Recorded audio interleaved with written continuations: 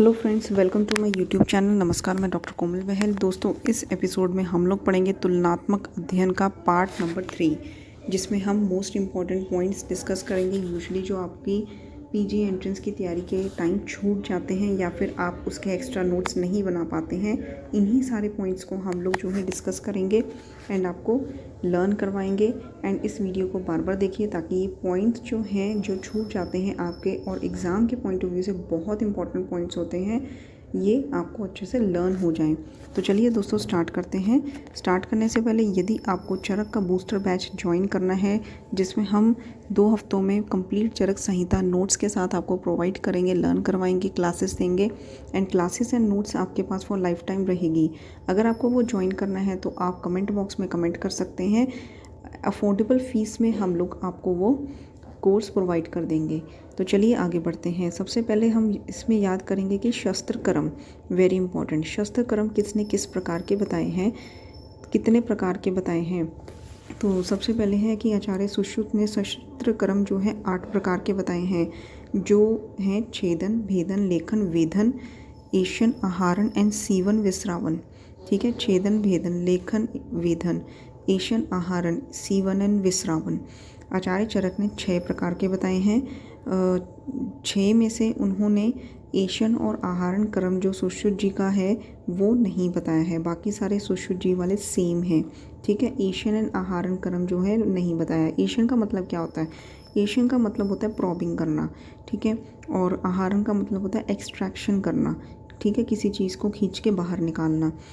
And इसके बाद है कि आचार्य वाग्भट जी ने शस्त्रक्रम सबसे ज़्यादा बताए हैं, वो है 13, जिसमें 8 जो है वो सुश्रुत जी वाले हैं और इसके अलावा उत्पाटन, कुट्टन, मंथन, ग्रहण एंड दहन। व्रण के बंधन कितने होते हैं? देखिए, व्रण बंधन के जो भेद होते हैं वो आचार्य चरक ने 2 बताए हैं, दक्षिणावर्त और वाम आवर्त, ठीक है, लेफ्ट एंड राइट। आचार्य सुश्रुत ने 14 बताए हैं, जबकि आचार्य वाग्भट ने 15 बताए हैं। उत्संग, बंध वाग्भट की मौलिक देन है, ठीक है, उत्संग एंड बंध ये दोनों वाग्भट की मौलिक देन है, ठीक है, जो इन्होंने ही सबसे पहले जिसका डिस्क्रिप्शन किया है। आचार्य चरक की मौलिक देन में से आ जाते हैं आचार रसायन, ठीक है, जो कि चिकित्सा स्थान में जिसका रेफरेंस दिया हुआ है। उदावर्त के भेद कितने होते हैं? चरक ने 6 बताए हैं, सुश्रुत ने 13 एंड काश्यप ने 6, भेल जी ने 4। अश्मरी के भेद कितने होते हैं? आचार्य चरक ने 1 बताया है, सुश्रुत जी ने 4 बताए हैं, ठीक है। तो उदावर्त के भेद आचार्य चरक ने 6, सुश्रुत जी ने 13 और भेल जी ने 4 एंड काश्यप जी ने 6, जबकि अश्मरी के भेद जो है चरक जी ने 1 बताया है एंड सुश्रुत जी ने 4 बताए हैं। आवरण के भेद कितने बताए हैं? देखिए, आवरण चरक ने 42, सुश्रुत ने केवल 13 आवरण बताए हैं एंड वाग्भट जी ने 22 आवरण बताए हैं। माधवकर ने आवरण का वर्णन नहीं किया है। शुक्र दोष कितने हैं? चरक ने 8 बताए हैं एंड सुश्रुत जी ने 11 बताए हैं। जो 11 बताए हैं उसमें 5 साध्य हैं और 4 कृच्छ साध्य हैं एंड 2 असाध्य हैं, ठीक है। 8 एंड 11 याद रखिए। 8 चरक ने बताए हैं शुक्र दोष एंड 11 सुश्रुत जी ने बताए हैं। आर्तव दोष कितने हैं? 8, ठीक है। चरक जी ने शुक्र एंड आर्तव दोष दोनों 11-11 बताए हैं। सुश्रुत जी ने जो शुक्र दोष है वो 11 बताए हैं। अब नेक्स्ट है, ये भी इम्पोर्टेंट पॉइंट है, औषध का काल। देखिए, औषध का जो काल होता है वो आचार्य चरक ने 10 बताए हैं, 10 औषध काल होते हैं। सुश्रुत जी ने 10 बताए हैं, वाग्भट जी ने बताए हैं 11, ठीक है। उन्होंने निशि को अतिरिक्त माना है, ठीक है, निशि को, रात्रि को भी एक काल माना है औषध काल में। सुश्रुत एंड चरक जी के 10-10 हैं, वाग्भट जी के 11 औषध काल हैं एंड षडंगर जी के हैं 5, काश्यप जी के भी 10 हैं। शरीर की लंबाई चरक ने 84 अंगुल बताई है, सुश्रुत जी ने 120 अंगुल बताई है। अष्टांग संग्रह में भी 84 बताई है, अष्टांग हृदय में 3.5 हाथ, ठीक है। शौर कर्म ये भी इम्पोर्टेंट क्वेश्चन है, ये पॉइंट तो पता नहीं कितनी बार आ चुका है एग्ज़ाम में। तो शौर कर्म जो है वो चरक ने, सुश्रुत ने एंड वाग्भट जी ने बताया है कि पक्ष में 3 बार करवाने का निर्देश है, ठीक है, और मतलब 15 दिन में 3 बार। शारपानी जी कहते हैं कि 3 मास में 1 बार करवाने का निर्देश है। इसके बाद है रोग ज्ञान के उपाय, रोग को कैसे हम जान सकते हैं, डिजीज़ को कैसे हम डायग्नोस कर सकते हैं, तो ये क्या क्या उपाय हैं। देखिए, चरक जी कहते हैं कि रोग ज्ञान के उपाय 3 होते हैं, प्रत्यक्ष, अनुमान, आप्त उपदेश। जबकि सुश्रुत जी कहते हैं कि रोग ज्ञान के जो उपाय हैं वो 6 होते हैं, पंचभी, श्रोता भी, प्रश्नेश्च, मतलब कि 5 जो है वो इंद्रियां और छठा जो है प्रश्न करके। यंत्र की संख्या, ये भी इम्पोर्टेंट पॉइंट है, यंत्र की संख्या सुश्रुत जी ने 101 बताई है, वाग्भट जी ने 116 भी कही है और असंख्य भी कही है। एंड देन यंत्र के नाम, ये भी इम्पॉर्टेंट पॉइंट है। ये सारे इम्पॉर्टेंट पॉइंट्स हैं जो मैं आपको बता रही हूँ, इसमें से कोई भी पॉइंट ऐसा नहीं है जिसका क्वेश्चन ना आया हो, ठीक है। तो इसीलिए ये तुलनात्मक अध्ययन मैं back to back episodes upload कर रही हूँ, क्योंकि टाइम कम है। आप इसको कोई भी काम करते समय, ट्रैवलिंग करते समय ये एपिसोड्स मेरे सुन सकते हैं, ठीक है, ताकि और बार बार सुन सकते हैं ताकि आपको ये पॉइंट्स याद हो जाएं, ठीक है। क्योंकि मेन प्रिपरेशन करते टाइम आपको इतना टाइम नहीं मिलता कि आप ये पॉइंट्स भी याद करें। तो आप जब कुछ ना कर रहे हो तो कान में हेडफोन्स लगाकर हमारी वीडियोस जो हैं सुन सकते हैं। तो यंत्र के नाम, स्वस्तिक यंत्र जो होता है, सुश्रुत जी ने भी 24 बताए हैं, वाग्भट जी ने भी 24 बताए हैं, और इसका प्रमाण जो है वो है 18 अंगुल, ठीक है। सदंश यंत्र जो है सुश्रुत जी ने 2 बताए हैं, वाग्भट जी ने 4 बताए हैं। इसका प्रमाण जो है 16 अंगुल होता है। ताल यंत्र भी दोनों ने 2-2 बताए हैं, सुश्रुत एंड वाग्भट जी ने, और इसका प्रमाण है 12 अंगुल। नाड़ी यंत्र सुश्रुत जी ने 20 बताए हैं, वाग्भट जी ने 23 बताए हैं, और ये इसका प्रमाण आवश्यकता अनुसार होता है। शलाका, इसका आचार्य सुश्रुत ने शलाका बताई हैं 28 एंड वाग्भट जी ने शलाका बताई हैं 34 प्रमाण आवश्यकता अनुसार। उपयंत्र सुश्रुत जी ने 25 बताए हैं और वाग्भट जी ने 29 बताए हैं, और इसका प्रमाण भी आवश्यकता अनुसार होता है। तो कुल सुश्रुत जी के यंत्र हैं 101 एंड वाग्भट जी के हुए 116। मैं रिपीट कर देती हूँ, स्वस्तिक दोनों ने 24-24, सदंश सुश्रुत ने 2 एंड वाग्भट जी ने 4, ताल दोनों ने 2-2 बताए हैं, नाड़ी 20 एंड 23 वाग्भट जी ने, शलाका 28 एंड 34 वाग्भट जी ने, उपयंत्र 25 एंड 29, ठीक है। कुल 101 सुश्रुत जी के, 116 वाग्भट जी के। शस्त्र की संख्या कितनी होती है? देखिए, शस्त्र की संख्या जो है, अभी हमने यंत्र की संख्या के बारे में पढ़ा था, जो शस्त्र की संख्या होती है वो होती है सुश्रुत जी के अकॉर्डिंग 20 शस्त्र होते हैं। वाग्भट जी ने 26 यंत्र बताए हैं, जिसमें सुश्रुतोक्त जो यंत्र हैं वो हैं 20, ठीक है, सेम सुश्रुत जी वाले। एंड इसके अलावा कर्ण वेधन, खज, कूर्च, सर्प मुख, लिंग नाश, वेधनी एंड कर्तरी, ठीक है। आप जस्ट सुन लीजिए और बार बार सुनिए ताकि आपको जस्ट ध्यान में रहे, जब ऑप्शंस आए तो आपको पता रहे कि वाग्भट जी ने एक्स्ट्रा कौन कौन से बताए हैं सुश्रुत जी से। मूल नाड़ी यंत्र कितने होते हैं? 12 एंड दलहन जी ने 20 बताए हैं। एशनी के भेद चरक ने 2 बताए हैं, सुश्रुत जी ने 3 बताए हैं। अनुशस्त्र की संख्या, ये भी इंपॉर्टेंट पॉइंट है।